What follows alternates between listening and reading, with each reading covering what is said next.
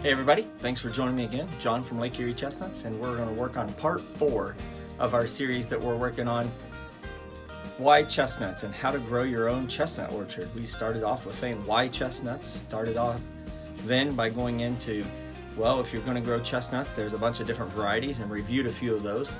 And then we moved on to describing which type of those. You get a seedling, or a cultivar that's grafted, and talked about the pluses and minuses and highlighted a few of the sources there. And now we're going to move on into figuring out how you're going to protect those trees once you get them in the ground. And then we'll talk a little bit about orchard setup. How do you want to set it up, your spacing and so forth.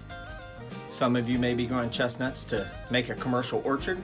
Others may just want to have an orchard to feed wildlife. And so if you see here to my side here, we got some chestnuts in some tubes. If I didn't have these tubes, these trees would not be in existence, or if they would be very short shrubs, multi-stemmed. These tubes absolutely protect from deer. Now I had to learn to go from 5 foot. I heard 4 foot would be good enough. 5 should take care of it all. 6 foot is necessary where I'm at, and that's even during before the snowpack comes down. I thought maybe it was just the snowpack would elevate the deer and they'd be able to eat the leaves. But they were eating the green leaves as soon as they came out of a 5 foot leaf. So I came up with a tube topping system until I can get into all 72-inch tubes. But anyway, we're going to move into looking at tubes and fencing and protecting your trees, and then moving on into how can you set up spacing in your orchard and how to set up your orchard, site selection and so forth. So with that, let's jump right into it. There are different ways to protect your orchard, such as fencing, tree tubes, or wire fencing around individual trees. Here's some example of some fencing options for the entire orchard. These can be very expensive but very protective of your trees. You can do vinyl fencing.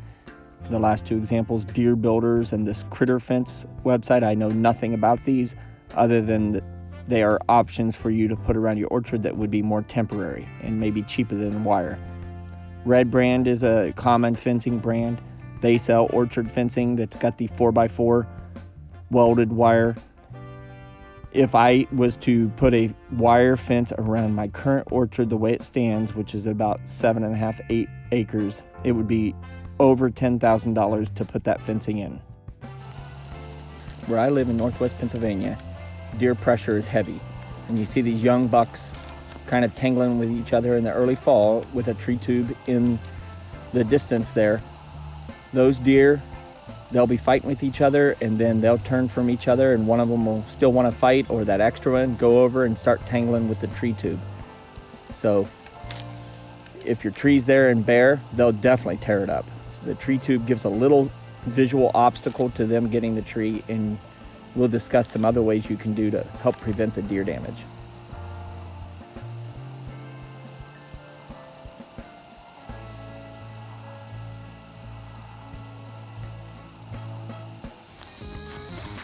Folks frequently ask me, are my tubes enough to protect me from deer? What height should I grow? Will deer still bother to mess with them? The answer is the tube doesn't answer all of the problems with growing an orchard unless you fence the entire area. You can put tube plus fencing and protect better, but you'll still get all sorts of various pest problems and weeds growing up through. You can keep these weeds down, but still have a weed grow up in there and choke it out. You can have moles set up in them, but they do produce enough upward growth to get them up to 6 foot that I do them. But this is an example. This is my 3rd tree this year that has been destroyed by a deer. You see that he's been rubbed his antlers here. They've recently had their velvet come off. This tree was 7 foot tall plus, and here's, the green leaves trying to survive, but it was snapped in half, rubbed up. And so what I'm left doing is making a decision on, am I going to let this tree that was 1 inch in diameter, that's got pretty good root system, see if it can send a leaf out quick enough and harden off? I'm just going to leave it just like this, and maybe it'll send some growth up. And if it does, I'll see how it does. And if it's doing okay next spring, I'll tube it back up. But right now, I just leave this down to let me know something bad happened with this, and then I'll take the next step next spring if I have to replace it or whatever. That's why I continue to grow from seed to replace these orchards, even though I'm not expanding right now. When I initially started the orchard with my initial 100 trees, I bought planter tree tubes. This was in 2015. They are a great product. They have an excellent tube, an excellent stake, and it comes with a stake driver. The problem with planter tree tubes is the very next year after I purchased them, they significantly increased their prices, even with bulk purchases. Also, their ties are the weakest point of their tube system. It is a rubber-coated 2-wire twist tie. They give you 3 for each of the tubes, and the lifespan is about 3 years. I planted in 2015, and starting in the spring of 2018 or the winter of 2017 going into 2018, I started having tubes break loose from the stake. So if you buy the planter tree tubes, my recommendation is to buy heavy-duty releasable zip ties. Otherwise, you're at risk of what you see here. An entire tube is broken away after a wind storm that came through. I have not had that problem with releasable zip ties. And I have had one tree that was over 10 foot tall snapped in half because of this. Otherwise, they seem to be doing okay.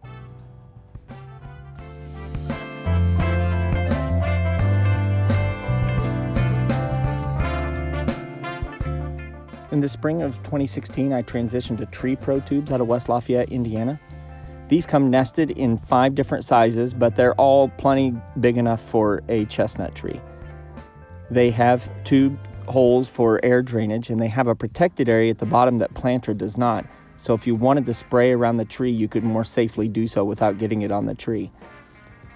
I bought my own tube stakes using either PVC conduit or using 1/2-inch rebar, and these have worked very well. I have found that the protection of the tree, the breakdown of the tube, the protection component, the cold and frost damage in the spring has been equal between these and Plantra. And so while Plantra is a prettier product, Tree Pro price point and durability has been at least equal in the price. You can get 2 tubes and stakes for the price of 1 for Plantra. I've had terrible problems, even with a 5-foot tube, of deer eating off the tops of this, which is why this one's growing crooked. It got eaten off last year. This one actually bloomed last year. It did not bloom this year. I had a few blooms on others that I'm not letting go to seed. So my solution is I'm not mowing this as pretty as I've kept it. I used to keep this very pretty. I mowed it once this year, and now I've made the decision that I'm not going to give the deer a perfect path down the trees. And I'm also not going to put a fence in yet. So my solution is I took some of those Tree Pro tubes that are 5 foot long, and I cut them into 3 equal length sections, and I put them. This one has been eaten off. It was at the top, it was out, and you can see right here it was eaten, and now it's trying to grow more leaves, and I'm afraid I'm never going to get up to the 6-7 foot.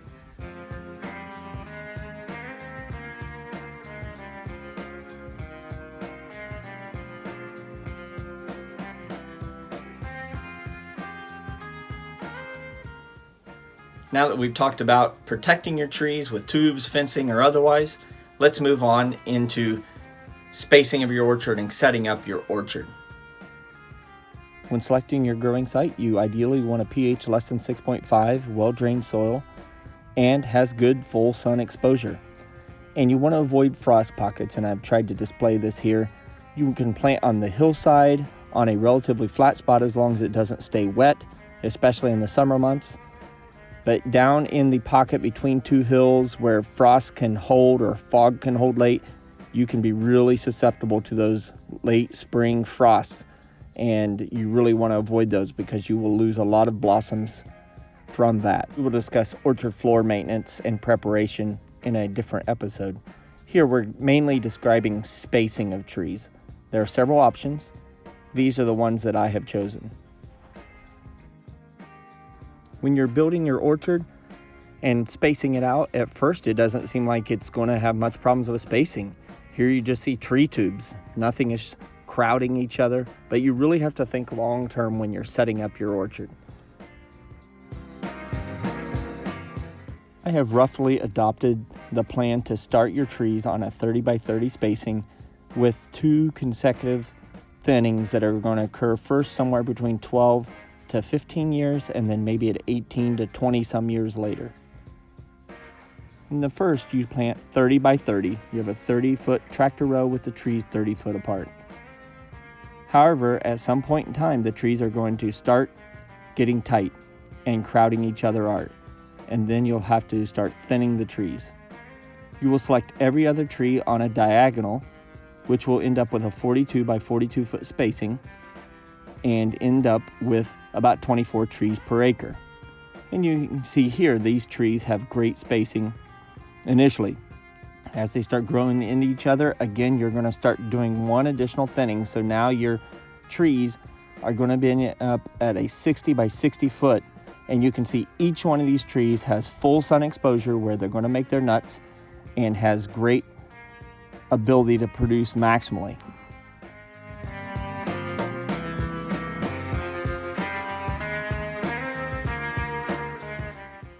You may find Michigan State University's chestnut orchard design layout helpful. The website is listed above.